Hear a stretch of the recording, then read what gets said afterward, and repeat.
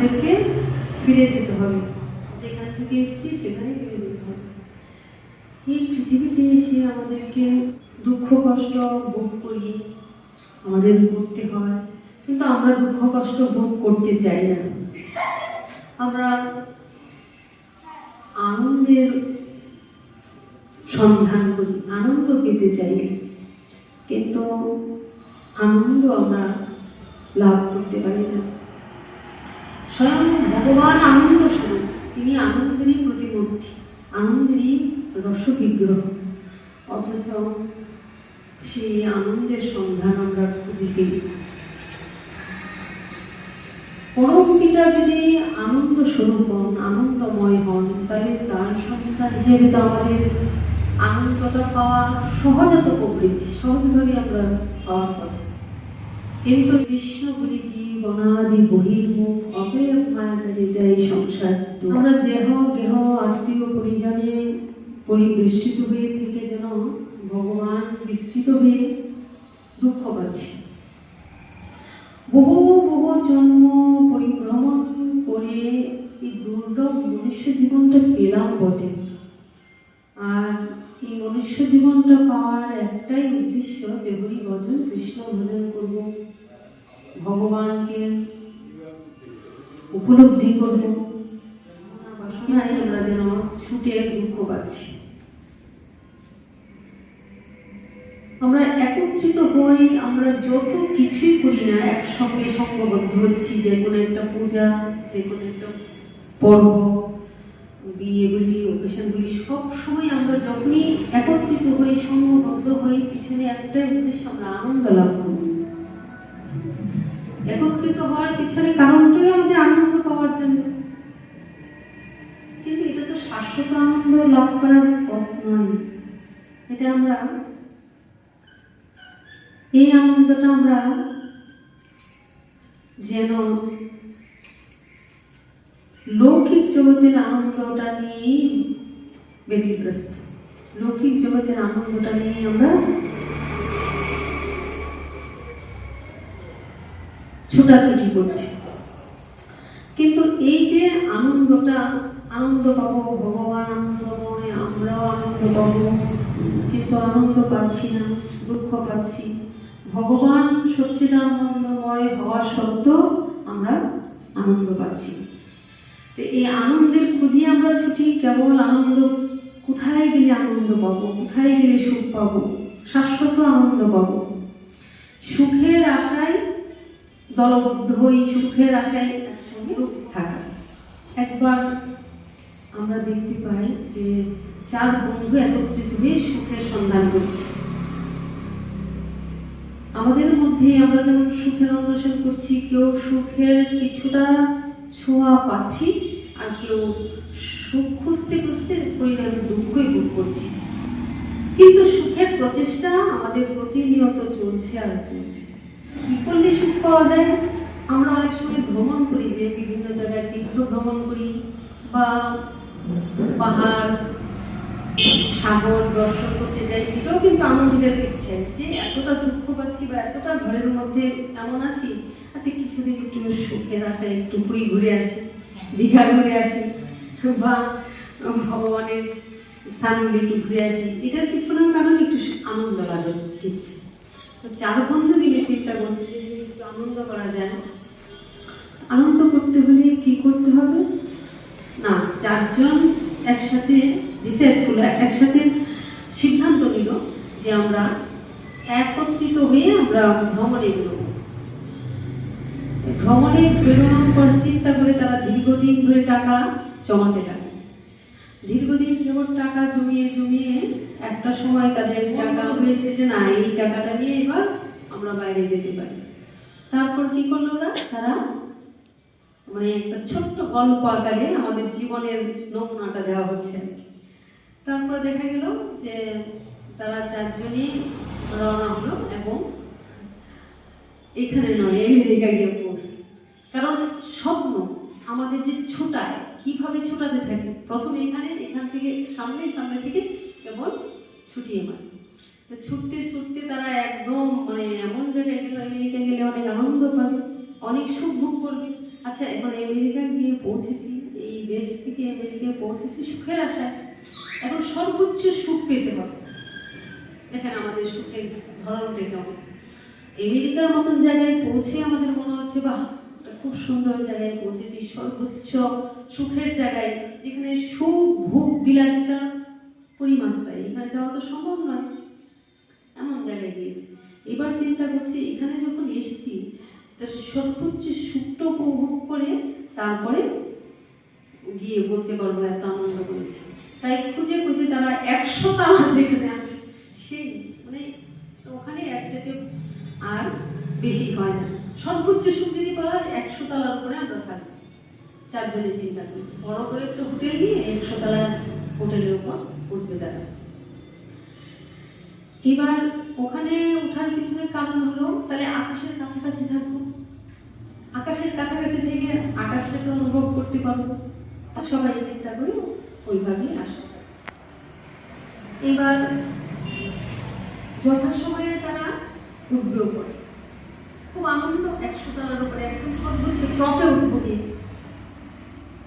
যেই উঠবে সে উঠতে নিচে সিঁড়িতে পা দিল অমনি কি হলো, ইলেকট্রিসিটি চলে গেল, কারেন্ট চলে গেল।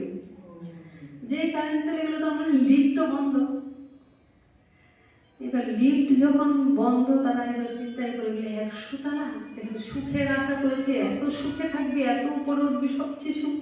এবার কিন্তু এখন কিন্তু দুঃখ, এত লিফট ভেঙে ওঠা তো সহজ কথা নয়।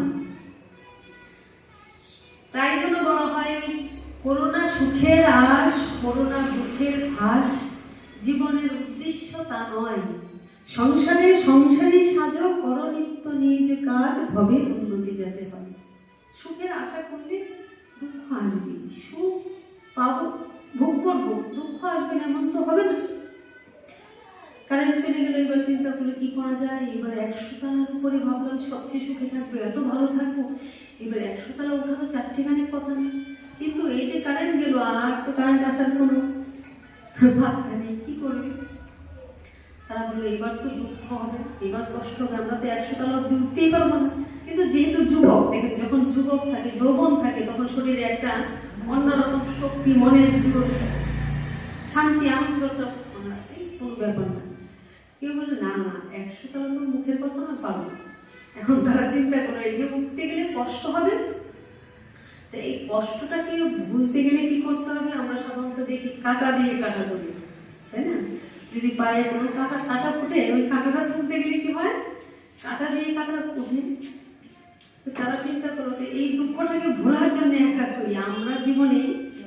এই 4 জনের মধ্যে আমাদের জীবনের সবচেয়ে, প্রত্যেকের জীবনে দুঃখ আছে, আমার আপনার সবারই দুঃখ আছে, কিন্তু আমাদের প্রত্যেকেরই ধারণা আমার মতো দুঃখ মনে জীবনে কেউ পায়নি। আমি যত কষ্ট পেয়েছি জীবনে, এর সাথে এটা যে না পেয়েছে তার কাছে মনে হয় যে তার ক্ষেত্রে এই কষ্টটা সে সবচেয়ে বেশি। তো বললো যে এই কষ্টটা আমরা ভোলার জন্য এক কাজ করি, আমরা 4 জনের জীবনে কার মানে সবচেয়ে কষ্ট আমরা যে পেয়েছি সেই কষ্টের কথাটা বর্ণন করি। কার কি জীবনে কষ্ট আছে, এই কষ্টের কথা বলতে বলতে চললে সময়টা পার হয়ে যাবে আর ঘটনাটা শোনা হয়ে যাবে। গল্প করতে করতে উঠে গেলে কষ্ট হবে। তো একজন শুরু করলো তার কষ্টের কথা, যে আমার কথা শুনলে তোমার বুক ভেঙে যাবে, এত কষ্ট, আমি জীবনে এত কষ্ট পেয়েছি, এই এই এই যা বলা যায় বলতে লাগবে। বলতে বলতে দেখা যাচ্ছে তারা অনেকটাই উঠে গেছে কথা বলতে বলতে। এবার দ্বিতীয় জন বলছে ঠিক আছে তাহলে তুমি শুরু করো। এবার দ্বিতীয় জন বলছে, আর সে বলতে বলতে নিজেই কেটে ফেলছে, মানে এত কষ্ট। তো সবাই মনোযোগটা তখন কোন দিকে, যে বলছে তার দিকে মনোযোগ। মনটা যদি ওই দিকে দিচ্ছে তাহলে উঠছে যে এই কষ্টটা কিন্তু অনুভব করতে পারছে না, কারণ তার দিকেও চিন্তা করছি এত কষ্ট পেয়েছিস, আচ্ছা আচ্ছা ঠিক আছে বলো। ওইদিকে ধ্যান দিয়ে তারা আরো অনেকটাই উপরে উঠেছে। এবার তৃতীয় জন বলছে আমার কষ্টের কথা না হয় থাক, কারণ আমার কষ্ট যদি শোনো তোমরা কেউ সহ্য করতে পারো। বলে না না তা কি হয়, আমরা সবাই করি। এবার তৃতীয় জন মানে একটা কথা বলছি আর কুপিয়ে কুপিয়ে কাঁদছে, আর ওই একটু একটু করে বলছি।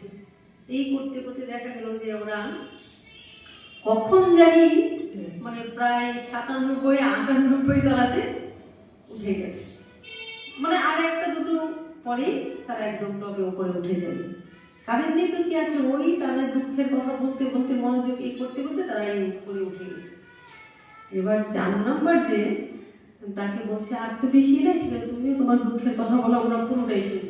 বলে আমার এই দুঃখটা তো সে বলেছে তোমরা শেয়ার করেছো যে হ্যাঁ ও কষ্ট, আহা কষ্ট পাচ্ছে, কিন্তু আমার দুঃখের ব্যাপারটা কোনো বলারই দরকার নেই। বলছে কেন না, আমার দুঃখের ব্যাপারটা যদি বলি, আমার দুঃখের ব্যাপারটা আমার একা নয়, 4 জনকেই ভোগ করতে হবে। সে আবার কেমন সে আবার কেমন কথা, প্রত্যেকের দুঃখ জীবনে আছে, আর দুঃখের কথা বলছি আমরা, দুঃখের কথা শুনিয়ে সান্ত্বনা দিচ্ছি, আহ এত কষ্ট হয়েছে, এত দুঃখ হয়েছে, তো এটাও সান্ত্বনা দিব। বলে এখানে সান্ত্বনা দেওয়ার কোনো ভাষা নেই, আমার যে কষ্টটা আমি বলবো এটা থাক। বলে না না তোমাকেও বলতেই হবে। বলে আমি থাক কেন বলছি, আমার এই কষ্টটা যদি বলি আমি যেমন কষ্ট পাবো, ওই 4 জনকে, আমরা যে 4 জন, 4 জনের সমান কষ্ট অনুভব করবো।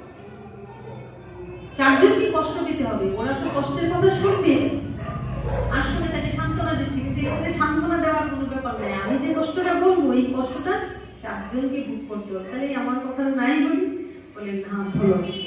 আমার কষ্ট করে আমরা যে এত কষ্ট করে 98 তালা উঠে গেছি, মানে টপে উঠে গেছি, উঠতে উঠতে 98 তালা 99 100 তালায় এসে গেছি। এখন আমার কষ্টটা হলো এমন যার জন্য আমরা এত সুখ ভোগ করবো, এত টাকা দিয়ে নিয়েছি, এত টাকা দিয়ে আমেরিকাতে এলাম, সবচেয়ে উপরে থেকে সুখ ভোগ করবো সেই নিয়ে এলাম, চাবিটাই নিজে বেরিয়ে রেখে এসেছি যার কাছে চাবিটা থাকবে।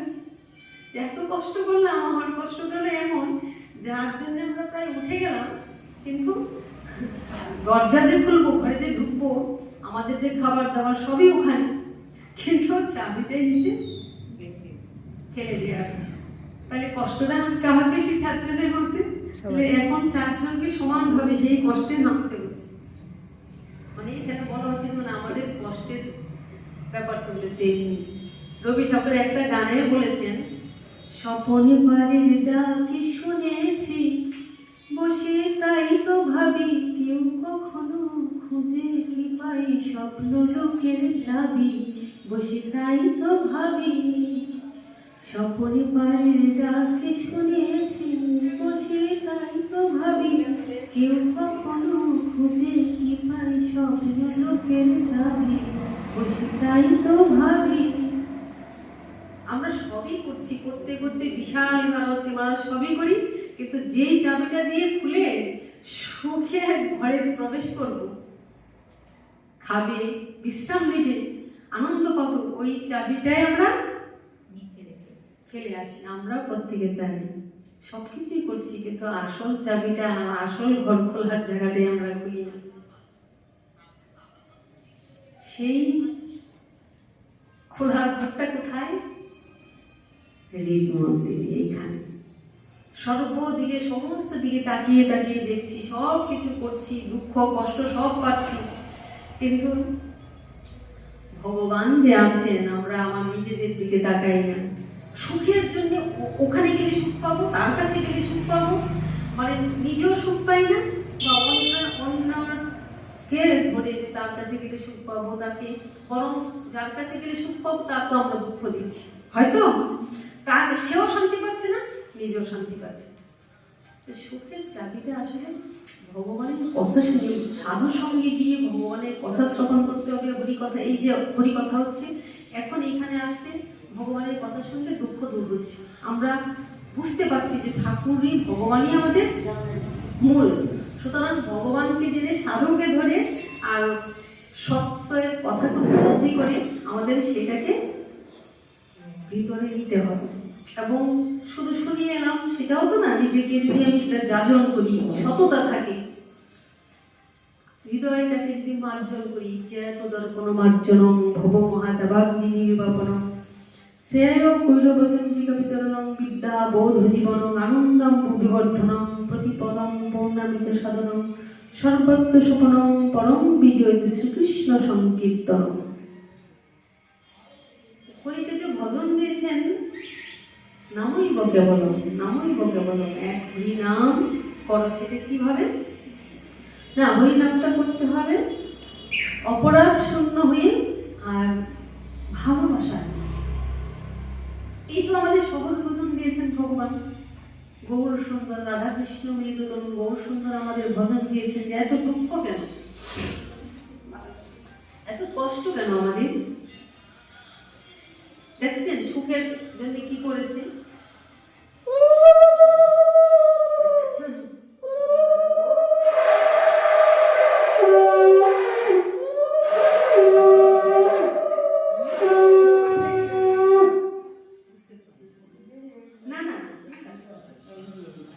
এই কথাগুলি বলার, এই কথার অবতারণা করার মানেটা হলো যে আমরা জীবনে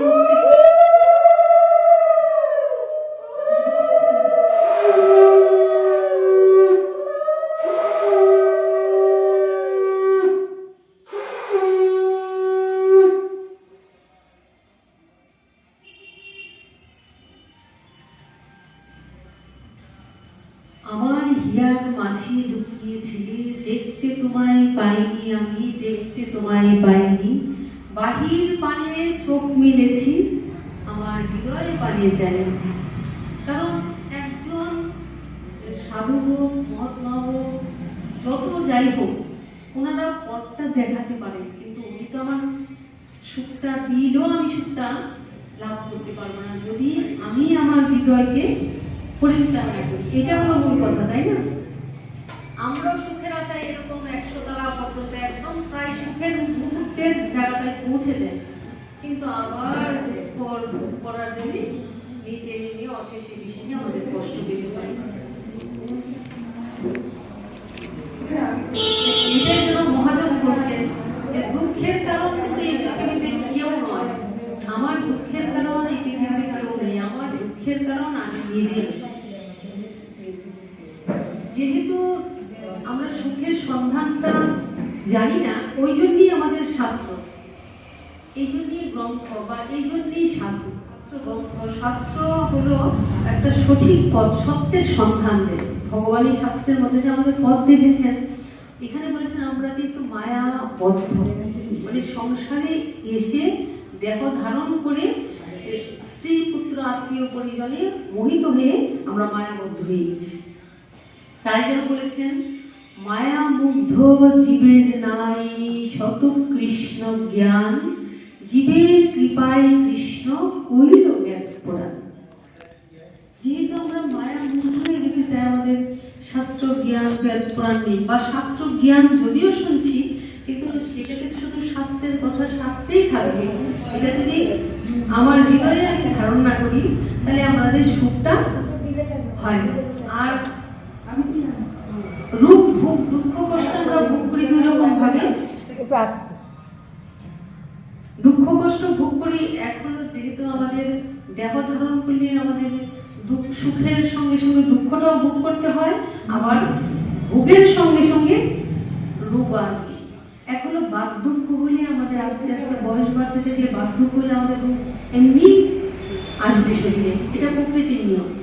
আরেকটা যেটা হয় সেটা হলো ভোগ করতে করতে আমাদের শরীরে রোগ হয়। অল্প বয়সে অনেক সময় আমরা দেখি না যে কিছুর অভাব নেই, এত কম বয়স হচ্ছে এমন একটা রোগ ধরে গেল কেন? তো ওই ভোগের পিছনে ছুটতে ছুটতে ওই যে কষ্টের মতন আমাদের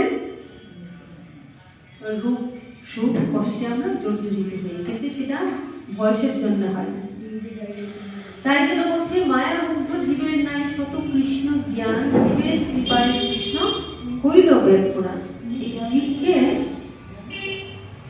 মায়া মোহ থেকে মুক্ত করার জন্য, কৃষ্ণমুখী করার জন্য, শাশ্বত আনন্দের অধিকারী করার জন্য ভগবান কি করেছেন? এই শাস্ত্র গ্রন্থ দিয়েছেন, সাধু সঙ্গ দিয়েছেন।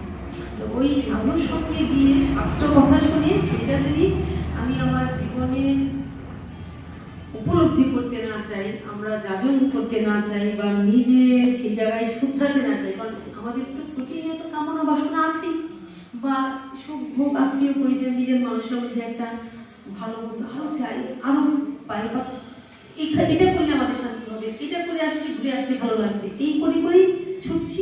যার জন্য আমরা সুখ পাচ্ছি। তাই জন্য বলছে যে সুখটা আসলে আমাদের কাছেই আছে, কারো কাছে ছুটে গিয়ে নিজেও সুখ পাই না, বা তাকে গিয়েও আমরা সুখ দিতে পারি না। কতদিন আমরা ছুটবো, কত টাকা আছে যে বাইরে ঘুরবো? সুখটা আমার মধ্যেই আছে।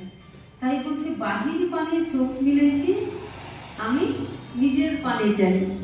সুখ কোথায় আছে? এখানে। কিন্তু সুখটা কেন পাচ্ছি না? কাম, ক্রোধ, লোভ, কাম, ক্রোধ, লোভ, মদ, মোহ, মাৎসর্য, পরশ্রীকাতরতা, এগুলির জন্যই আমাদের কিন্তু সুখটা এসেও সুখটা ধরা দিয়েছে। আর পৃথিবীর নিয়মই আমরা যখনই পৃথিবীতে আসছি তখনই কিন্তু আমরা দুঃখটাকে নিয়ে এসছি।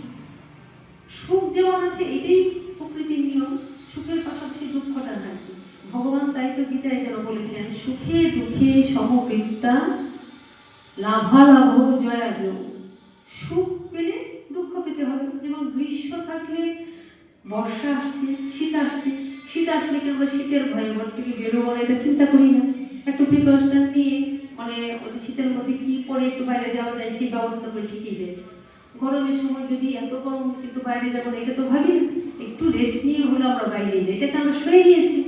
আবার আমাদের জন্ম হয়েছে, মৃত্যু আমাদের হবে, এটা আমরা প্রতিনিয়ত আমাদের চারপাশে তাকিয়ে দেখতে পাচ্ছি। আজকে তার ঘরে, কালকে তার ঘরে, আমার ঘরে, সবার ঘরে আমাদের মৃত্যুটা আছে। তাহলে এই যে ছোট থেকে আমরা আস্তে আস্তে বড় হচ্ছি, ছোট অবস্থা থেকে আমার চেহারা পুরো পরিবর্তন হয়ে গেল, তারপরে যৌবনে গিয়ে চেহারাটা আরো পরিবর্তন হয়ে গেল, সুন্দর হয়ে গেল, বার্ধক্যে গিয়ে আস্তে আস্তে শরীর ক্ষয় হতে লাগলো। কিন্তু আমরা একবারও বলি না একটু ছোট্ট বাচ্চাটা ছিল, এই বাবা ও এমন বেড়ে গেল কেন, কখনো বলি না, কারণ এটা আমরা মেনে নিয়েছি যে এটা হবে। বৃদ্ধ হয়ে যাচ্ছে তখন কিন্তু আমরা বলছি যে বৃদ্ধ হয়ে গেল কেন, ছোটবেলায় হায় হায় হায় হায় কেন এরকম বৃদ্ধ হলো, কখনো বলি? বলি না না, এটা তো বয়সের স্বভাব, এটা হবেই, বৃদ্ধ হয়েছে একটু রোগ সুখ হবেই, শরীরের কষ্ট হবে, মেনে নিই। কিন্তু যখন মৃত্যু আসে তখন কিন্তু আমরা বলি কেন মৃত্যুটা হলো, সর্বনা সত্য মৃত্যু হওয়ার কথা ছিল, কেন কষ্ট পেল? তো এটাই যেন শাস্ত্রে বলছে, মৃত্যুটাকে আমরা মেনে নিতে পারি না, মৃত্যুটাকে আমরা মেনে নিতে পারি না। মৃত্যু এত বয়স হয়েছে কষ্ট হবে, এটা কিন্তু আমরা সহজে মেনে নিই। সূর্য উঠেছে সকালে, সূর্য উঠেছে, আলো হচ্ছে, সূর্য সকালে, সূর্যের পরে দুপুর, দুপুর গড়িয়ে বিকেল, বিকেল গড়িয়ে সন্ধ্যা হচ্ছে, আমরা প্রতিদিন বলি ইস সূর্যটা কেন চলে গেল, কেন অন্ধকার হলো, এগুলি কিন্তু আমরা মেনে নিলাম। কিন্তু যখন কেউ মারা যাচ্ছে, আমার আপনার আত্মীয় পর্যন্ত, তখন আমাদের মনটা এটা মানতে চায় না, কেন মারা গেল, কেন এরকম হলো। কিন্তু এটা তো আমরা দেখছি, কিন্তু এটাকে আমরা মানতে পারছি না। এই নাম মোহ, এই নাম মায়া। সত্যকে দেখেও আমরা সত্যকে স্বীকার করতে পারি না। এই মনুষ্য জীবনটা ধারণ করার মানেই হলো মৃত্যুর জন্যে প্রস্তুত হওয়া। রাত দিনে রাত আমরা এই মনুষ্য দেহ ধারণ করলাম, এই যে 84 লক্ষ জীবজন্তু, পশু পক্ষী কৃমি কীট, ওরা কিন্তু মৃত্যুর জন্য প্রস্তুত হয় না। কিন্তু মনুষ্য জীবনের প্রস্তুতি হলো মৃত্যু আসবে একদিন, মৃত্যু আমাকে একদিন গ্রাস করবে, সুতরাং মৃত্যুর জন্য প্রস্তুত হোক। কিন্তু আমরা কি করি, কখন যে মৃত্যু হয়ে যাবে, কখন যে ভয় হবে, তাই আমরা আষ্টে পিষ্টে আঁকড়ে থাকতে চাই বা কান্নাকাটি করি, যে কতদিন হচ্ছে সঙ্গ পাচ্ছি না, অনেক সময় হয় না, কতদিন দেখি না, কোন সময় আমি মরে যাবো, কখন মরে যাবে। ভয়ের কিছু নাই, সেটা কাছে থাকলেও মৃত্যু হতে পারে, দূরে গেল মৃত্যু হবে। মৃত্যু যখন হওয়ার তখন হবে, কাছে বসে থাকলেও মৃত্যু হবে, আবার দূরে গেলেও মৃত্যু হবে। এখানে এই প্রেক্ষিতে আবার আরেকটা ছোট্ট কাহিনী মনে করলো, যে মৃত্যুটাও আমাদের জন্মের সঙ্গে সঙ্গে মৃত্যুটা কিন্তু লিখাই থাকে। মনুষ্য জীবনে আমরা যদি লক্ষ্য করে নিতে পারি যে না, মৃত্যুটা আমাদের যখন হবে সেটা এটা ছিল, হওয়ার ছিল, কষ্ট হবে, কিন্তু তারপরে সেটাকে কষ্ট হলো, শীত হলে শীতে কষ্ট পাচ্ছি কিন্তু মেনে নিচ্ছি, মৃত্যুটাকে কষ্ট হলে আমাদের মেনে নেওয়ার মতো শক্তিটাকে হৃদয়ে ধারণ করতে হবে। একবার একটা গল্প আমরা দেখি, পৌরাণিক কাহিনীতে একটা পেয়েছি, যে জন্মের সঙ্গে সঙ্গে তো আমাদের মৃত্যু অবধারিত থাকে, কারণ জন্ম যখন হয়েছে, জন্মটা কিসের উপর হয়? আমাদের কর্মের উপরে নির্ধারিত হয়ে আমাদের জন্মটা হয়। জন্মের জন্য আমাদের একটা প্রস্তুতি হয় না, যে অমুক ঘরে একটা সন্তান আসছে, তার জন্য এই ব্যবস্থা করতে হবে, টাকা পয়সা রাখতে হবে, বা বাচ্চাটা বলে কি করতে হবে, একটা প্রস্তুতি কিন্তু আমাদের চলে। কাঁথা সেলাই ধরেন বাচ্চাটা খাওয়ার জন্য, বা কিভাবে তাকে ভালো রাখবে, এগুলি আমরা চিন্তা করি। বলছে মৃত্যুর জন্য আমাদের ওই প্রস্তুতিটা নিতে হবে। মৃত্যুটা আমাদের সামনে আসছে, সুতরাং যে কোনো মুহূর্তে আমার মৃত্যুটা হয়ে যেতে পারে, সুতরাং মৃত্যুর জন্য যেন আমি মানসিকভাবে প্রস্তুত থাকি। মানসিকভাবে যদি প্রস্তুত না থাকি, তাহলে কিন্তু মৃত্যু মুহূর্তে কিন্তু আমার আত্মীয় পরিজনের কথা মনে হবে, আত্মীয় পরিজনের কথা মনে না হলে আমি যাকে ভালোবাসি তার কথা মনে হতে পারে। আর সেটা যদি ভগবানের স্মৃতিটা না জাগরিত হয়, অন্য কথা চিন্তা হয়, বা যারা বিষয় ভোগে ব্যস্ত, টাকা পয়সা অর্থ করি, ওই ভাবনাগুলি এসে যায়, তাহলে তাকে আবার দেহ ধারণ করে অশেষে বিশেষে দুঃখ ভোগ করতে হয়। তাই মৃত্যুর প্রস্তুতিটা কি? হরিদিন বন্ধু চিরদিন বন্ধু, জীবের সুখে দুঃখী, ভজ হরি মন শ্রীনন্দের নন্দন, অভয় চরণ আরবিন্দরে। তাহলে ভগবানের চরণটাকে আশ্রয় করে যদি আমরা তাকে স্মরণ করতে থাকি, তাহলে মৃত্যুর সময় কি হবে? ভগবানের স্মরণে আসবে। আর গীতাতে তো আমরা স্পষ্ট দেখি ভগবান বলেছেন যে মৃত্যুর সময় যে আমাকে স্মরণ করবে সে আমাকেই প্রাপ্ত হবে। আবার আমরা কাহিনীতে দেখেছি, ভরত রাজা একটা ছোট্ট হরিণের বাচ্চাকে, মা হরিণটা মানে তার সন্তান প্রসব করতে গিয়ে একটা বাঘ তাকে ধাওয়া করছিল, সে এত জোরে লাফ দিয়েছিল, জলের মধ্যে বাচ্চাটা পড়ে গিয়েছিল, আর হরিণ মাটার মৃত্যু হয়ে গেল। ওইটা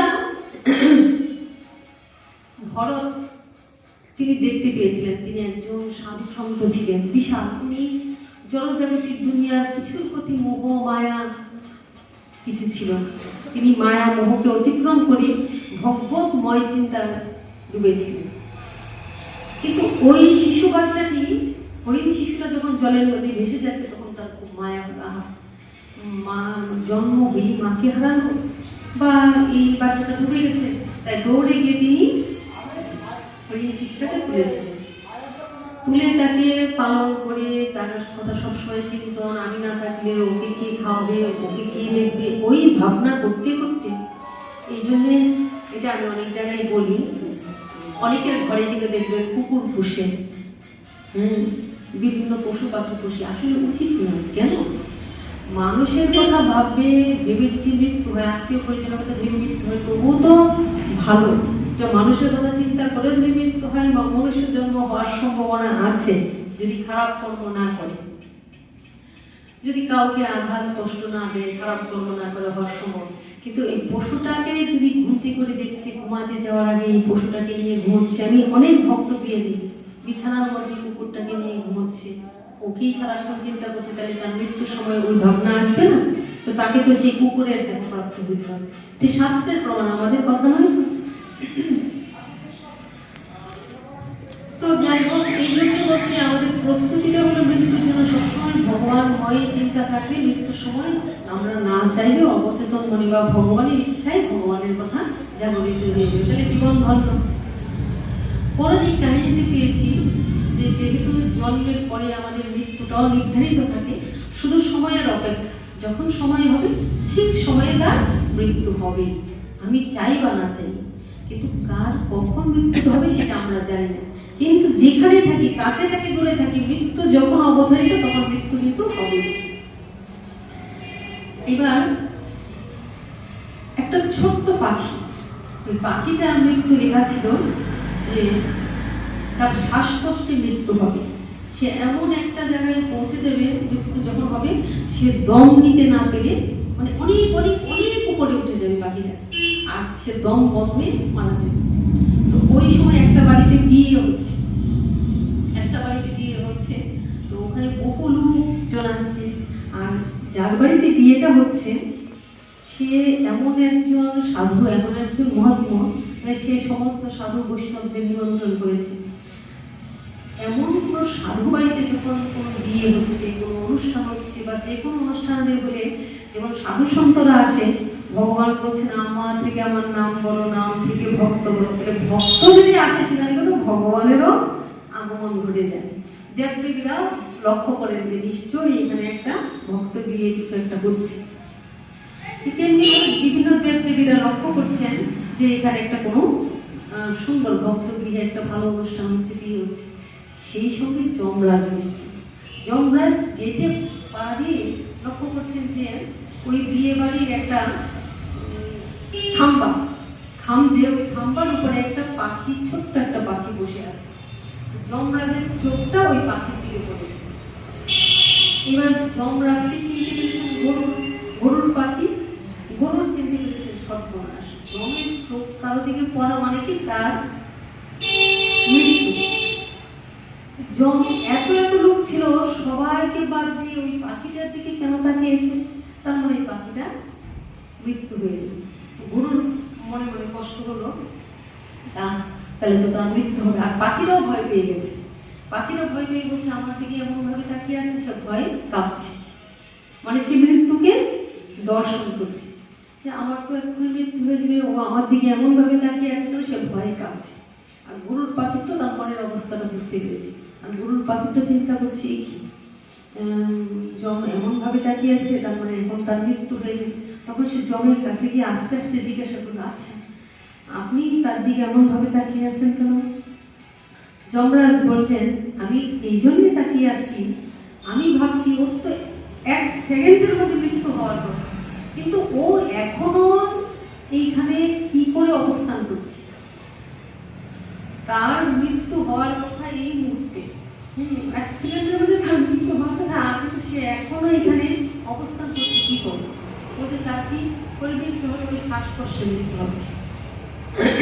তাকে একটা পাখি এসে ধাওয়া করবে, মানে ঈগল বাজ পাখি এসে তাকে ধাওয়া করবে, আর তার মৃত্যু হতে পারে। গরুর চিন্তা করলো যে তাকিয়ে পিছন দিকে তাকিয়ে দেখতে সত্যি একটা ঈগল আসছে ওকে ধরার জন্য। গরুর চিন্তা করলো আমি তাকে যে কোনো ভাবেই বাঁচাবো, যে কোনো ভাবে বাঁচাবো। তাই তাড়াতাড়ি পাখিটাকে বললো আমার পিঠের উপর বসে যাও। এবার পিঠের উপর বসে গেলে গরুর তাকে বাঁচানোর জন্য নিয়ে ছুটছে।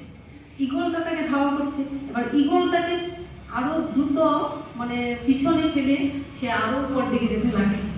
দেখেন মৃত্যু কি করে, সে তাকে বাঁচানোর জন্য উপরের দিকে নিয়ে যাচ্ছে। ঠিক যখন আরো উপরের দিকে নিচ্ছে তখন সে শ্বাসকষ্ট তার মৃত্যু হয়ে গেল। তখন যমরাজ বললেন, বাঁচাতে পারবে? পারবি তো?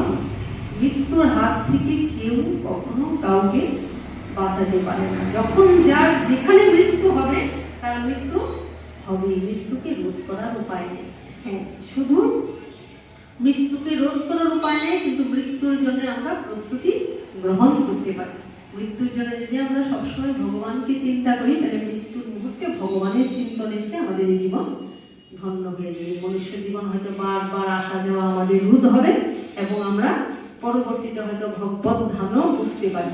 কিন্তু যদি আমরা মৃত্যু ভয়ে আমার এই বোধ মৃত্যু হয়ে গেল, আমি কি করে বাঁচবো, ওই ছোটাছুটি যতই যাই করি না, মৃত্যু আমাদের আটকানো সম্ভব নয়। ওই জন্যই ভক্ত, ওই জন্যই সাধু সঙ্গ, এই জন্যই শাস্ত্রের গ্রন্থ, এই জন্যই ভগবস্থানে যাওয়া। কিসের জন্য? যে আমাদের যেন স্মৃতি, আমাদের মনে যেন সবসময় ভগবতময় হয়ে থাকে। ওই জন্য যেন আমরা বলি, আবার যদি হয়তো জনম এ ভব সংসারে কৃষ্ণ ভক্ত মায়ের গর্ভে জনম দিও। কারণ একজন কৃষ্ণ ভক্ত যদি হয়, তার ঘরের সন্তানটা অটোমেটিক কৃষ্ণ ভক্ত হয়। এখনই যদি না হয়, কিন্তু মা বাবা যদি ভক্ত হয়, বিশেষ করে মা যদি ভক্ত হয়, আজ না হয়তো 6 মাস, না হয় 6 বছর, কিন্তু কোনো না কোনো সময় তার মধ্যে ওই ভক্তি ভাবটা আসতে বাধ্য। যেমন এক ভক্ত, যার নাম মুকুন্দ। মুকুন্দ আমার মহাপ্রভুর সময় মুকুন্দ কবিরাজ নামে একজন ছিলেন, যিনি ভগবানের চিন্তায় বিভোর হয়ে থাকতেন, সবসময় ভগবতময় ছিলেন, সবসময় কৃষ্ণ গুণগান করতেন। তার কাছে ছিল ন ধনং ন জলং ন সুন্দরী কবিতাং বা জগদীশ সময়ে মম জন্মনি জন্মনীশ্বরে ভবতার ভক্তি হইতে দিতে। আমি ধন চাই না, জন চাই না, সুন্দরী রমণী পর্যন্ত কামনা করি না। কি চাই না, জন্মে জন্মে হে প্রভু তোমার চরণে যেন আমার অভিজ্ঞতি ভক্তি লাভ হয়, এটা উনি চাইতেন। আর যখনই উনি গুণগান করতেন একদম ভগবতময় হয়ে থাকতেন। তো একদিন মহাপ্রভু তাকে ডাকলেন, যখন কৃষ্ণ কৃষ্ণ বলে নৃত্য করছেন মুকুন্দ, তো মুকুন্দকে মহাপ্রভু বড় মানে দাদা বড় ভাই বলতেন। মহাপ্রভু ডেকে বললেন, শোনো, এইভাবে যদি সবাই সন্ন্যাসী হয়ে যায় আর সবাই যদি হরি নামে সংসার ত্যাগ করে, তাহলে সংসারের জন্য হরি কথা কে বলবে? যাও, তুমি ফিরে যাও সংসারে, ওখানে গিয়ে তুমি ভগবানের কথা বলবে, সন্ন্যাসী হলে চলবে না, তুমি ঘরে গিয়ে সবাইকে হরি কথা বলবে। এবার প্রভুকে বললো যে, প্রভু তোমার তো বিধানেই এটা, তুমি যাকে ভালোবাসো তাকে তুমি অনেক দুঃখ দাও। ভগবানকে ভালোবাসলে ভগবানের কাছে কষ্ট পেতে পারি, কষ্টকে স্বীকার করে নিয়েই আমাদেরকে ভালোবাসতে পারি। তুমি তোমাকে ভালোবাসি, তাই তুমি চাইছো আমি চলে যাই, আমাকে তো যেতেই হবে, কারণ আদেশ মানাটাই তো মূল। তাই তখন তিনি চলে গেলেন। শ্রীখণ্ড, নবদ্বীপের শ্রীখণ্ড, ওই শ্রীখণ্ডে গিয়ে ওখানে উনি থাকতে লাগলেন। তারপরে কিছুদিন পর দেখা গেল একবার তার স্ত্রী খুব অসুস্থ হলো, অসুস্থ হয়ে আর মানে মৃতসজ্জায়, মানে বাঁচানো সম্ভব হচ্ছে না। এই মুকুন্দ কবিরাজ উনি যেমন কৃষ্ণ ভক্ত ছিলেন, তেমনি ওনার হাতের যশ খুব ছিল। কবিরাজ ছিলেন, ওনার কাছে যে কেউ যদি কোনো ওষুধ নিতে আসতেন অসুস্থ হয়ে, সে ভালো হয়ে যেতেন। তার যেন একটা মানে জাদুর মতন এমন ছিল, যশ বিদ্যাটা তার এমন ছিল। একবার দেখা গেল তার স্ত্রী এমন অসুস্থ, তখন তিনি চিন্তা করলেন যে আমার হাতে সবাই ভালো হয়, সবাই সুস্থ হয়, অথচ আমার স্ত্রীকে আমি সুস্থ করতে পারছি না, আমি ওষুধটা ধরতেও পারছি না, কোনো ওষুধ দিতে পারছি না।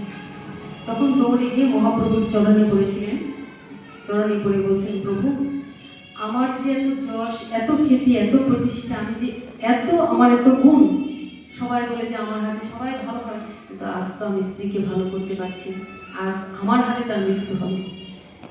তখন প্রভু বললেন, তুমি চিন্তা করো না। ওই মহাপ্রভু তার চর্বিত তাম্বুল মানে পান চিবিয়ে ওই তাম্বুলটা তার হাতে দিলেন, দিয়ে বললেন, যাও এটা নিয়ে তোমার স্ত্রীকে খাইয়ে দাও। আর মুকুন্দ তখন কি করেছিলেন, ওই চর্বিত তাম্বুলটা নিয়ে এসে তার স্ত্রীকে খাইয়ে দিলেন। খাইয়ে দেওয়ার সঙ্গে সঙ্গে তার স্ত্রী একদম পরিপূর্ণ ভালো হয়ে গেল। শুধু ভালো হলো না, ভালো যেমন হলো তেমনি ওই ভগবানের চর্বিত তাম্বুলটা পান করে তিনি গর্ভবতী হয়ে গেলেন। ভগবানের কৃপা কি জিনিস! এতদিন তার ঘরে কোনো সন্তান ছিল না, ওই চর্বিত তাম্বুলটা খাওয়ার পরে দেখা গেল সে তো সুস্থ হলো এবং তিনি গর্ভবতী একটা সন্তান লাভ করলেন। মুকুন্দ দাসের তো খুব আনন্দ, মুকুন্দ কবিরাজের খুব আনন্দ যে আমার ঘরে একটা সন্তান আসছে, বা প্রভুর কৃপায় আমি একটা সন্তান পাচ্ছি, আমি বাবা হতে চলেছি। যথাসময়ে সন্তানটা ভূমিষ্ঠ হল। সন্তানটার নাম হলো রঘুনন্দন। সন্তানটার নাম রাখে রঘুনন্দন। তো পরের ঘটনাটা আপনারা ভক্ত নিশ্চয়ই জানেন। সেই রঘুনন্দন কেমন ভাবে গোপীনাথের সেবা করেছিল। বাবা যেমন ভক্ত ছিলেন, বাবা সব সময় ভগবানের নাম গুণগানে মেতে থাকতেন। মহাপ্রভু যখন তাকে বললেন চলে যাও, চলে গিয়ে সংসারে ঢুকিয়ে দিলেন, ওখানে এসেও তিনি ভক্তদের নিয়ে নাম গুণগানে থাকতেন। তারপরে সন্তান পেলেন। সন্তান যখন খেলা করে, ছোট্ট ছিল, বাচ্চা ছিল, কিন্তু সবাই খেলা করে ঠিকই, কিন্তু সে খেলতে খেলতে কৃষ্ণ নাম করে ভগবানকে ডাকে।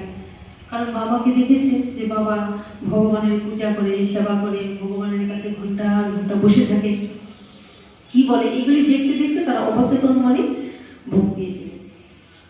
এক সময় মুকুন্দ কবিরাজের কাছে একটা ছোট্ট ছেলে এসে পাশের গ্রামের ডাকছে, কবিরাজ মশাই, কবিরাজ মশাই তাড়াতাড়ি চলুন, আমার মা খুব অসুস্থ।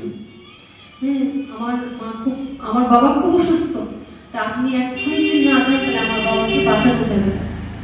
আর ঠিক তখনই এই মুকুন্দ কবিরাজ ভগবানের বিগ্রহ অর্চন করছেন, পুজো দিচ্ছেন। তখনও তিনি ভগবানের চরণে তুলসী অর্পণ করতে পারেননি। আর বাচ্চাটি বলছে, আপনি পূজা রেখে দেন, এখন আপনার পুজো করতে হবে না, কারণ পূজাটা আপনি পরেও এসে করতে পারবেন, কিন্তু এক্ষুনি যদি আপনি না যান তাহলে হয়তো আমার বাবাকে আর বাঁচানো সম্ভব হবে না। এবার তিনি বললেন ধর্ম সংকটে। তিনি ধর্ম সংকটে পড়ে তিনি চিন্তা করছেন, এ তো ঠিক কথাই বলছে, একদিকে আমার শ্রী বিগ্রহের ভগবানের সেবা হচ্ছে না, ফেলে দিতে হচ্ছে, আরেকদিকে আমি যদি ভগবানের সেবা করি আর যদি ওর বাবা মারা যায় তাহলে আমি এটার জন্য অপরাধী হয়ে যাব। তাই তিনি চিন্তা করলেন যে কি করবো, প্রভু আমি এমন একটা সংকটে পড়েছি। তখনই ছেলেটা দৌড়ে এসেছি, খেলতে খেলতে দৌড়ে এসেছি, দৌড়ে এসে বলছে যে বাবা তুমি কেন মন খারাপ করে আছো, তোমার কি হয়েছে? তখন বাবা মুকুন্দ কবিরাজ সব ঘটনা বললেন যে বাবা এরকম ভগবানের সেবা হয়নি, আর বাচ্চাটা এসে মন করছে যে তার বাবা মারা যাবে, আমি এই অবস্থায় কি করি? তো বাচ্চাটা বললো, বাবা দেখো আমি তো তোমার মতন এই কবিরাজি করে তাকে সুস্থ করতে পারবো না, এটা আমি জানি না, তো তুমি এক কাজ করো, তার সঙ্গে গিয়ে তাকে সুস্থ করে দাও, কিন্তু আমি তোমার পূজাটা করতে পারবো। তোমার কাছে দেখে দেখে প্রতিদিন আমি পুজোটা শিখেছি, আমি ভগবানের পূজাটা করতে পারবো। তখন উনি বললেন, তুমি পূজা করতে হবে, তুমি তো অর্চন বিধি নিয়ম কিছুই জানো না। বলে, হ্যাঁ বাবা আমি অর্চন বিধি নিয়ম কিছুই জানি না, কিন্তু তুমি তো বলেছো ভক্তিতে সবই করা সম্ভব, তাই আমি ভক্তি দিয়ে ভগবানের পূজাটা করবো। বলছে আচ্ছা ঠিক আছে। তিনি চিন্তা করলেন ভক্তি মানে কেউ তো ছোট্ট বাচ্চা, তার মন নির্মল, তার মনে তো কোনো পাপ নেই। যে বড় হলে আমরা অনেক সময় বলি যে আমরা ভক্তিতে করছি, কিন্তু আমরা মুখে অনেক সময় বলছি ভক্তিতে করছি, কিন্তু আবার মনের মধ্যে নানান কিছু ঘুরে, নিজের বুদ্ধি আমরা নানানভাবে কাজে লাগাই, কিন্তু বাচ্চা শিশুর মনে তো কোনো পাপ নেই, তাহলে বাচ্চার পূজা সবসময় শুদ্ধ হয়। এইবার কবিরাজ মশাই দৃষ্টিতে চলে গেলেন। যখন চলে গেলেন আর এইদিকে বাচ্চাটা কি করলো, তার মাকে গিয়ে বললো, মা তাড়াতাড়ি কিছু দাও, আমি ভগবানকে সেবা দেব। তো মা তাকে সেবার আয়োজন করে দিলেন, আর বাচ্চাটা কি করলেন, ভগবানের ঘরে ঢুকে দরজাটা বন্ধ করে দিলেন।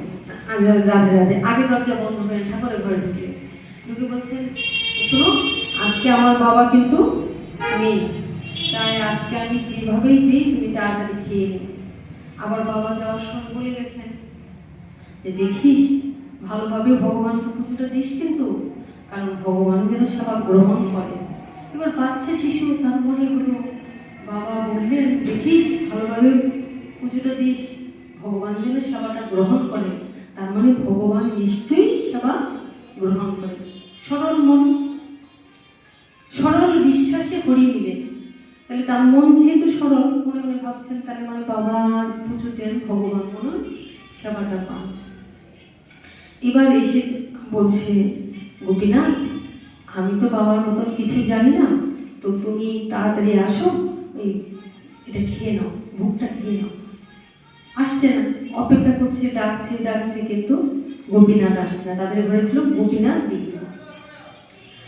তারপর মনে মনে ভাবছে, আমি ডাকছি কেন আসছে না বাবা, বলে এগুলো যেন ভোগ নেয়, তাহলে আমার কি কারণে আসছে না? ও আচ্ছা আচ্ছা, বাবাকে দেখেছি তুলসী দেয় চরণে, ভোগের মধ্যে তুলসী দেয়, আমি এটা দেইনি তাই জন্য তুমি আসছো না। তাড়াতাড়ি ঠাকুরের চরণে তুলসী দিল, তাড়াতাড়ি ভোগের মধ্যে তুলসী দিল, দিয়ে বলছে এবার আসো, এবার গ্রহণ করো, আসো আসো, কেন আসছো না? আবার ডাকছি, কিন্তু তিনি তো সারা দিচ্ছেন। তার মনে হলো তাহলে আবার কি ভুল হলো, আচ্ছা বাবাকে তো দেখেছি ঘন্টা বাজিয়ে ঠাকুরকে আরাধনা করে, ঠাকুরকে একটু ধূপ দ্বীপ জ্বালিয়ে দেখায়, সে আবার ঘন্টাটা হাতে নিয়ে ধূপ দ্বীপ জ্বালিয়ে ভগবানকে আরতি করছে। এবার এসো, এবার তো পাও, আসছেন, এবার তার রাগ হয়ে যাচ্ছে, এত বলছে তাও আসছো না। আবার মনে হলো ও আচ্ছা, বাবাকে তো দেখেছি ভোগ দিয়ে দরজাটা বন্ধ করে, তাহলে আমি দরজাটা বন্ধ করে আসি, দরজাটা বন্ধ করে। সরল বাচ্চা তো যা যা দেখছি তাহলে এটাই মনে হচ্ছে। দরজাটা বন্ধ করেছে, বন্ধ করে বলছে এবার আসো, আর কিন্তু দেরি করো না, আমি আজকে খেলাধুলা বন্ধ করে বাবার কথা মতো আমি তোমার সেবা দিচ্ছি, তুমি আসো তো। গোপীনাথ আসছেন। পরে রঘুনন্দন বলছে তুমি আসবে না? তার মানে বাবা ঘুরিয়ে এসে তো আমার কাছে বলবে যে ভগবানকে সেবা দিয়েছ, ভগবান প্রসাদ পেয়েছে। তারপরে বাবা যখন এসে দেখবে আমি পুজো দিইনি, তুমি খেতে পারোনি, আমি পুজো দিয়েছি তুমি খাওনি, বাবা মনে করবে যে আমি তোমাকে পুজো দিইনি। তার মানে তুমি আমাকে বাবার হাতে মায়ের খাওয়াতে চাইছো। ভগবানের সাথে কথোপকথন করছে। তার মানে তুমি চাইছো আমাকে বাবার হাতে মায়ের খাওয়ানোর জন্য, দাও। তুমি যদি তাই করো, এত ডাকছে আসছো না, এবার কান্নাকাটি করে চিৎকার করে ডাকছে, তবুও ভগবান আসছে। এবার বলছে দাঁড়াও, তুমি তো খাবে না, তুমি আমাকে বাবার হাতে মার খাওয়াবে। বাবা আসবে আর দেখবে, তখন আমাকে বকাবকি করবে, আমাকে মারবে। শোনো, আমিও যখন খাই না তখন কি করে, আমি খাবো না বলে রাগ করি, তখন আমার বাবা কি করে, লাঠি হাতে নেয়। যখন লাঠি হাতে নিয়ে মারতে চায় তখন আমি কি করি, ঝটপট করে খেয়ে নিই। বাবা যখন লাঠি নেয়, মা যখন লাঠি নেয় যে খাবি না রাখ, তখন লাঠি দিয়ে মারতে নিলে আমি ভয় পেয়ে তখন কিন্তু খেয়ে নিই। তাহলে তোমাকে এখন আমি মায়ের করে খাও। সে গেল লাঠি আনতে, যেই লাঠিটা আনতে নিল, লাঠিটা তুলেছে, অমনি শ্রীব্রতে ভগবান নন্দন মারিস না আমাকে, এই তো আমি খাবো, এই তো আমি খাচ্ছি। ভক্তির বশ ভগবান যখন দেখছে সরল বাচ্চা যে কোনোভাবেই কাকুতি মিনতি করে ভগবানকে খাওয়াতে পারছে না, তার মনে হলো বাবার হাতে মার খাওয়াবে, ঠিক আছে, আমাকে তো বাবা লাঠি নেয়, তখন আমি খেয়ে নিই, তোমাকেও লাঠি দিলে নিশ্চয়ই খাবে। যেই তার ভিতরে স্বর্ণতা প্রবেশ করেছে আর লাঠিটা তুলেছে মারবে, রঘুনন্দন আমাকে মারিস নেই তো, আমি খাবো, দে আমাকে খাবার। এসে তার কাছ থেকে ভগবান সেই ভোগ গ্রহণ করলেন। এবার যখন খাচ্ছে তাকে দেখেছ, আমিও ঠিক এরকম, যখন আমাকে মারতে চায় তখন আমিও ভয়ে এমনি করে খেয়ে নিই, তোমাকে যখন মারতে দিয়েছি তখন তুমিও তেমনি ভাবে খেয়ে নিয়েছি। এবার তাকিয়ে দেখছিস ভগবান সবগুলি খেয়ে নিচ্ছে। খপ করে হাতটা ধরেছে, খপ করে হাতটা ধরে বলছে কি, প্রথম দিকে তুমি খাওয়াই না, ডাকছি খাবেই না, আর এখন তুমি সব খেয়ে নিচ্ছ, আমি খাবো না, আমার জন্য একটু রাখো। রেখেছে, তারপর সেই প্রসাদটুকু খেয়ে নিল। বিকেল গড়িয়ে সন্ধ্যা হচ্ছে, বাবা তো সেখানে তাকে সুস্থ করে ফিরে এসছেন, বাড়িতে ফিরে এসছেন। ফিরে এসে বলছে আমার পুত্র কোথায়, আমার রঘু কোথায়, রঘুনন্দন, ওকে দেখতে পাচ্ছি না, ওকে ডাকো তো। ওই খেলা থেকে ছেলে দৌড়ে আসছে, বলছে বাবা তুই ভোগ দিয়েছিস আজকে? বলে হ্যাঁ বাবা ভোগ দিয়েছি, জানো প্রথম দিকে ডাকলাম কিছুতে আসে না, তারপরে সবই খেয়ে নিচ্ছে। বাবা বলছে সর্বনাশ, ছেলে তো মিথ্যে কথা শিখেছে। বাবা মনে মনে চিন্তা করছে, এইটুক বাচ্চা মিথ্যে বলে, ঠিক আছে, ভগবানকে গিয়ে মিথ্যে কথা বলছে। আজকে সে মিথ্যে করে ভগবানের নামে বলছে ভগবান সব প্রসাদ খেয়ে নিয়েছে, তারপরে একটু ছিল এটুকু সে খেয়ে নিয়েছে। এই যে মিথ্যে কথাগুলো বলছে এই বয়সে, তাহলে বড় হলে তো সে আরো মিথ্যে বলবে, কি সর্বনাশ।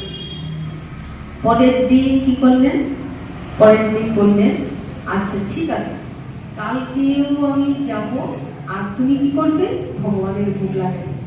এই কথা বলে চলে গেলেন। আজকে আমি যাব, কালকে ভোগ লাগাবো, কালকে তুমি ভোগ লাগাবে আমি দেখবো, আর যখনই ভোগ লাগাবে রাধে রাধে।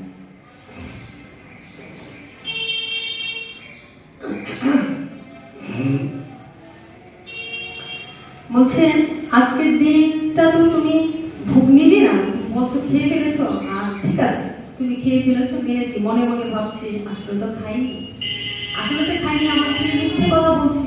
কালকে তুমি ভোগ লাগাবে, আজকে যেভাবে ভোগ লাগিয়েছো কালকে তুমি এইভাবেই ভোগটা লাগাও, দেখতে চাই। এইবার ছেলে তো ঠিক ভিতরে প্রবেশ করেছে, আর বাইরে বাবা মনে মনে ভাবলো যে আমি তাহলে বাইরে থেকে আসি, তুমি ভোগটা লাগিও বলে, আর বাবা সেদিন বাইরে গেল না, লুকিয়ে ঝুঁকের আড়ালে লুকিয়ে আছে। দরজার পিছনে দেখি তো ছেলে এই বয়সে সে লুকিয়ে নিজে খেয়ে ফেলেছে, সব সব খাবার খেয়ে বলছে ভগবান খেয়ে ফেলছে। এই বয়সে যদি সে এমন করে তাহলে বড় হলে কি করবে, এটা ভাবছে। এইবার অনেকক্ষণ ঘরে ঢুকেছে ছেলে, সে প্রতিদিন যেমনি করে ভগবানকে খাবার দেয় সেও খায়। ভগবান তো তার সঙ্গে এখন বিনিময়, ভাব বিনিময় হচ্ছে, ভগবান আসেন ভক্তের সেবা গ্রহণ করে, প্রতিদিন এমনি চলে। এইবার বাবা চিন্তা করছেন কি ব্যাপার, এই যে ঢুকেছে আর তো বেরোচ্ছে না, কি ঘটনা। ভেবেই যেই দরজাটা ধাক্কা দিয়েছে ওদিকে কিন্তু ভক্ত ভগবানের কথা চলছিল, ভক্ত ভগবানের কথোপকথন, ভক্ত বদনে তুলে দিচ্ছেন ভগবান আর ভগবান ভক্তের বদনে তুলে দিচ্ছেন, এই ভাব বিনিময় হচ্ছে। এখন তো তাদের মধ্যে ভাব হয়ে গেছে। যখন এইরকম ভাব বিনিময় দুজনের মধ্যে হচ্ছে, ঠিক সেই মুহূর্তে কি হলো, ঠিক সেই মুহূর্তে ভগবান এখানে একটা জ্যোতিরূপী বিরাট রূপ ধারণ করলো। দেখতে পেল যে সারা ঘরটা আলোকিত হয়ে গেছে, সারা ঘরটা ভরে গেছে ভগবানের রূপ। যখনই ভগবানের এই রূপটা চিন্তা করে দরজাটা খুলে দেখে যে আর ওই বাচ্চাটার হাতে, ছোট্ট যে বাচ্চাটা ছিল, বাচ্চাটার হাতে যেন আধখানি নাড়ু লেগে আছে আর আধখানি ভগবানের হাতে, এই গোপীনাথের হাতে লেগে আছে। তখন উপলব্ধি করতে পারলো যে এটা আর কিছু নয়, যে নিশ্চয়ই সরলভাবে ভগবান এখানে আমার সন্তানের সঙ্গে এই বিগ্রহের ধরা দিয়েছেন। আর সেটার নিদর্শনটা কি, ভগবানের হাতে হাত আর হাত আছে ভগবানের বিগ্রহের হাতে আর কিছুটা বাচ্চাটার হাতে। এটার প্রমাণস্বরূপ এখনো গোপীনাথের হাতে আমরা দেখতে পাই পরিভ্রমণ করি। সরল বিশ্বাসে ভগবানকে পাওয়া যায়।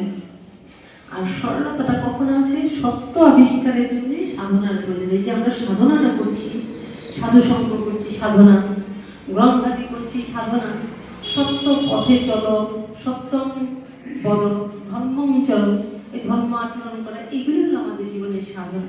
এই যে আমরা ঢোকার মুহূর্তে একটা জায়গায় পড়লাম কি লেখাটা, যেমন কি মুক্ত, কি কথাটা, মুক্ত পেতে হলে যেমন ঝিনুকের প্রয়োজন, তদ্রূপ ঠিক তেমনি পরম ঈশ্বরকে পেতে গেল আমাদের সৎকর্ম এবং ঈশ্বর ভক্তির প্রয়োজন। কথাটা ঠিক তাই। এই যে আমরা যাহা কিছু করছি কিসের জন্য, ওই সরলতা আনার জন্য, ভক্তি আনার জন্য, ভাবখানা আনার জন্য। আমি ঢুকেই লক্ষ্য করলাম যে কথাটা ঠিক। শুধু পড়ে শুনিয়ে গেলে হবে না, এটাকে আমাদের ভিতরে নিতে হবে। এই যে পটটা ধরে আমরা হাজার হরিনাম করছি, কৃষ্ণনাম করছি, কিন্তু ভিতরটা যদি মার্জন না হয়, চেতদর্পণ মার্জন, হৃদয় মার্জন যদি না হয়, তবে ভগবানকে পাওয়া যায় না। আরেকটা কথা সুন্দর, মা শারদা কথা কি, সৎসঙ্গে থেকো, অহংকারকে কখনো মাথা তুলে দাঁড়াতে দিও না, তাহলে দেখবে তুমি সর্বক্ষেত্রে জয়ী। এই কথাগুলি আমরা অহরহ দেখছি, শুনছি, অনুভব করছি, কিন্তু যখন সেটা আমার মধ্যে আমরা নিজেরা উপলব্ধি করতে পারবো যে না, কিছুতে আর কিছু না, আমি সেই জায়গাগুলি যেন সরল হতে পেরেছি, তখনই কি হবে, ওই মায়ের সেই গানটা, আমার চেতনা চৈতন্য করে দাও হে চৈতন্যময়, তোমার ভাব তরঙ্গে ভেসে আমি কবে হব মাতুর পদাশ্রী। সেই মায়ের কুলে যেন চিন্ময়ী মায়ের কুলে আমরা স্থান পাবো। আর মায়ের কুলে যেন এই যে শক্তি মন্ত্রে আমরা দেখি মাকে আরাধনা করি। এখানে এই যে রামকৃষ্ণ দেব, স্বামী বিবেকানন্দ, পরমহংস রামকৃষ্ণ, মা শারদা, এই বিবেকানন্দ, ওনারা তো মাতৃ আরাধনাই করেছিলেন, শক্তি আরাধনাই করেছিলেন। কিন্তু এইখানে শক্তি আরাধনা এবং শক্তিমানের আরাধনাও হচ্ছে। হ্যাঁ, শক্তির সর্বোচ্চ রূপ রাধারানী, মা দুর্গা, মা কালী, ওনারা তো শক্তি আছেন। ওই শক্তির সর্বোচ্চ মা যে আমরা মা বলে রাধারানীকে ডাকি না, এটা অনেকেই অজ্ঞতার কারণে ডাকে না, কিন্তু মূল মা কিন্তু রাধারানী। কারণ শাস্ত্রের প্রমাণ থেকে আমরা বুঝি, এটা জড়জাগতিক দুনিয়ায় মানুষ মনে করে যে সন্তান হলে তাকে মা ডাকা হয়, কিন্তু তা নয়। শাস্ত্র প্রমাণে বলছে জগতের পিতা কৃষ্ণ, জগতের পিতা কৃষ্ণ জেনা ভজে বাপ পিতৃ দহি পাতকের জন্মে জন্মে তা। তাহলে জগতের পিতা যদি কৃষ্ণ হয় তাহলে জগৎ মাতারা রাধারানী হওয়ার কথা। তাহলে সেই হিসাবে উনি হলেন মূল শক্তি, আর মূল শক্তিটিকে মা কালী মা দুর্গা সবাই এসেছেন, আর শক্তিমান ভগবান, আর তারই অংশরূপে মহাদেব, তারপরে আরো যারা যারা আছেন দেবতারা। আমরা এই মায়ের মধ্যে দিয়ে আরাধনা করি আর শক্তিমানের মধ্যে দিয়ে আরাধনা করি। শক্তিমানের মধ্যে দিয়ে আরাধনা করলেও শক্তি আসবে, আর শক্তির মধ্যে দিয়ে আরাধনা করলেও আমরা শক্তিমানকে পাবো। সর্বোচ্চ লক্ষ্য হলো রাধা গোবিন্দের যুগল আরাধনা করে আমরা যেন ভগবত সেবায় যুক্ত হয়ে থাকতে পারি। জয় রাধা।